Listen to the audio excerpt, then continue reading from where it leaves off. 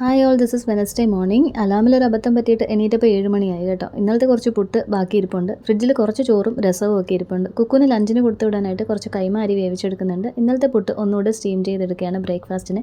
കടലക്കറിയും കുറച്ച് ഫ്രിഡ്ജിലിരിപ്പുണ്ട്. കറിക്കായിട്ട് മസാല പുരട്ടി വെച്ച ചിക്കൻ ആയിരുന്നു. അതങ്ങ് ഫ്രൈ ചെയ്തെടുക്കുന്നതേ ഉള്ളൂ, നേരം ഇല്ലാത്തതുകൊണ്ട്.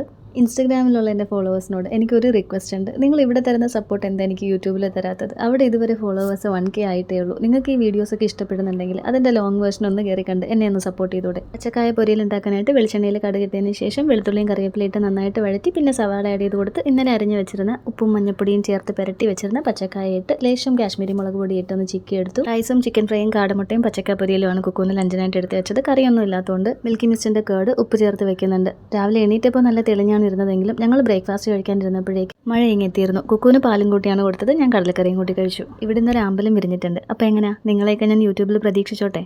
നമുക്കിനി നാളെ കാണാം. ബൈ.